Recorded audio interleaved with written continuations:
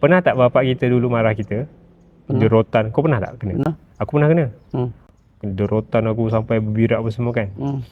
Aku anggap bapak aku tak sayang aku benci bapak aku cakap masa aku dah besar nanti bapak aku akan hantar rumah orang tua. Ya. Kau bayangkan tak efek anak macam tu?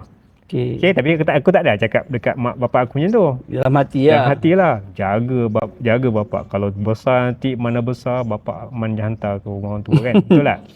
Efek, aku dah ada efek macam tu.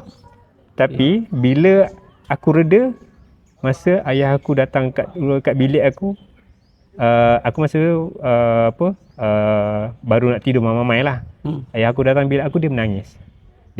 Dia urutkan badan aku yang ni, dia sapu minyak dekat tempat berbirak lah. Lepas tu dia cakap minta maaf apa semua. Nampak tak? Maksudnya tu lah sebab aku sedar lah. Okay. Sebab aku bukan sedar, separa sedar kan kita mamai kan. Tapi aku dengar benda tu. Dalam masa yang sama, mak aku pun main peranan. Dia kata dekat aku, ayah kau masuk, bapak masuk semalam kat bilik kau, dia menangis. Beritahu lah.